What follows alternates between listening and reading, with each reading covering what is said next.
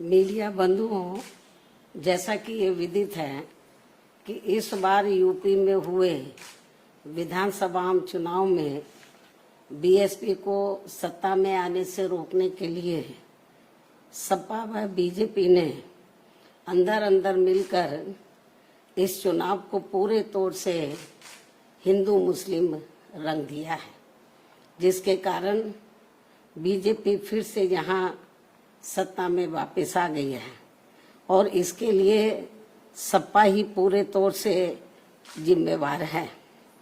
और अब यूपी में खासकर कमजोर वर्गों व मुस्लिम समाज के लोगों के ऊपर जो आए दिन जुल्म जाती हो रही है, तो उसके लिए भी सपा मुखिया ही पूर्ण रूप से जिम्मेवार व कसूरवार भी है।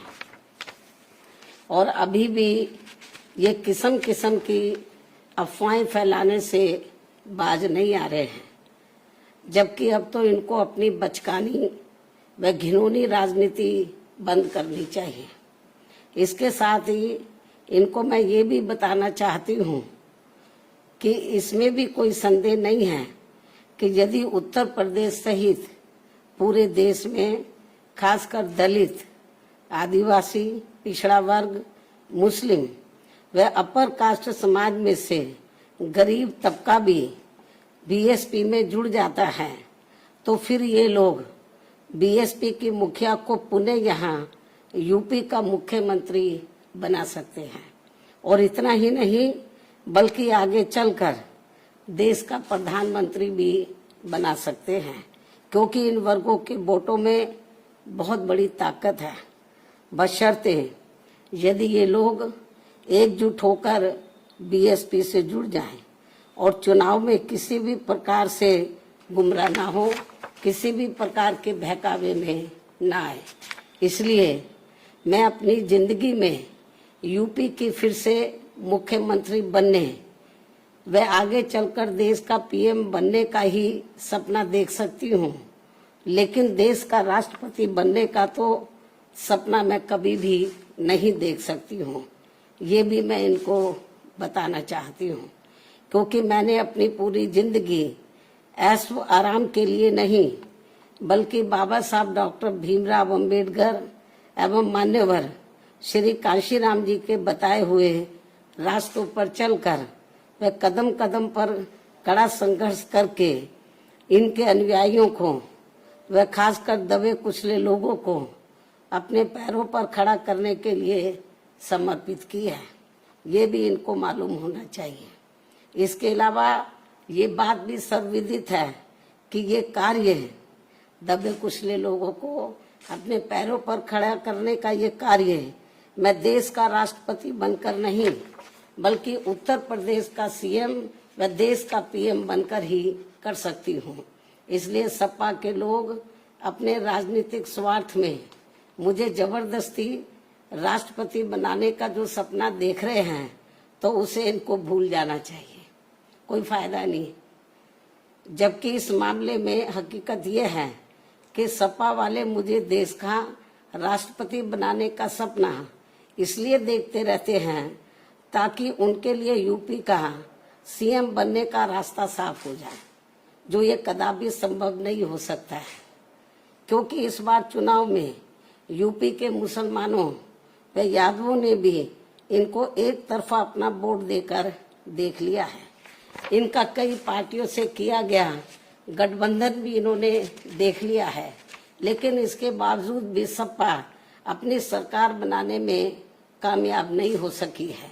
ऐसे में मुझे पूरा भरोसा है कि अब वे आगे इनके बहकावे में कतई भी नहीं आएंगे और वे फिर से यहाँ यूपी में बीएसपी की अपनी सरकार जरूर बनाएंगे।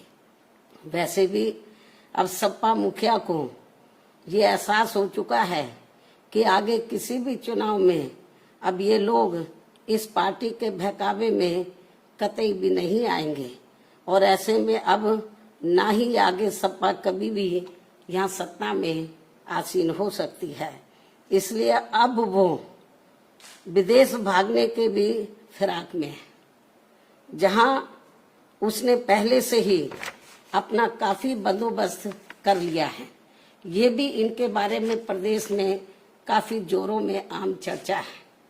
इसके साथ साथ यहाँ मैं ये भी बताना चाहती हूँ कि यूपी में बीएसपी की सरकार में दलित, आदिवासी व पिछड़े वर्गों में जन्मे हमारे महान संतों, गुरुओं व महापुरुषों आदि के आदर सम्मान में जो स्मारक व पार्क आदि बनाए गए थे, तो उनके रख रखाव को लेकर सपा सरकार में तो बहुत ज्यादा और अब भाजपा सरकार में भी काफी ज्यादा उपेक्षा हो रही है, जिसकी वजह से अब आए दिन सभी स्थलों की हालत काफी ज्यादा खराब हो चुकी है।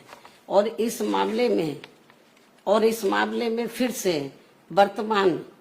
से मैं वर्तमान भाजपा सरकार का ध्यान आकर्षित कराने के लिए और इस मामले में फिर से मैं रिपीट कर रही हूँ, बहुत इम्पोर्टेंट है क्योंकि मीडिया बहुत गलत तरीके से इसको हाईलाइट कर रहा था। और इस मामले में फिर से वर्तमान भाजपा सरकार का, क्योंकि सरकार का ध्यान आकर्षित कराने के लिए आज मेरी चिट्ठी को लेकर बीएसपी का एक प्रतिनिधि मंडल अर्थात श्री एस.सी. मिश्रा, राज्यसभा सांसद व राष्ट्रीय महासचिव बसपा एवं श्री उमा शंकर सिंह, बीएसपी विधानमंडल दल के नेता आदि यूपी के मुख्यमंत्री योगी जी से मिले हैं। इन स्थलों को लेकर इस संबंध में मैंने चिट्ठी लिखी मुख्यमंत्री जी को और इन दोनों को मैंने भेजा, आप चिट्ठी लेकर जाओ और उनको डिटेल में इन स्थलों की जो खराब हालत है उसके बारे में अवगत कराओ, ताकि इन स्थलों की हालत सही हो जाए। इस ओर सरकार ध्यान दे। मैं उनसे यही उम्मीद करती हूँ कि वे इस मामले में अब जरूर उचित व ठोस कदम उठाएंगे। चिट्ठी की कॉपी भी मीडिया को दे दी जाएगी, क्योंकि जो गलत प्रचार कर रहे हैं आज ये दोनों मिले हैं, ये तो मेरी चिट्ठी लेकर मिले स्मारकों को लेकर कि स्मारकों की हालत बहुत ज्यादा खराब है और इस ओर सरकार ध्यान दे। और जो चिट्ठी लेकर मिले वो कॉपी भी हम मीडिया को भेज देंगे, ये भी मैं बताना चाहती हूँ। इसके साथ ही इस समय देश में रमजान का महीना चल रहा है, लेकिन जिस प्रकार से इस दौरान बिजली की कटौती की जा रही है ये सब ठीक नहीं हो रहा है। इस मामले में केंद्र व सभी राज्यों की सरकारें जरूर सख्त व कठोर कदम उठाएं। बीएसपी की ये पुरजोर मांग है। इन्हीं खास अनुरोधों के साथ ही अब मैं अपनी बात यहीं समाप्त करती हूँ। धन्यवाद।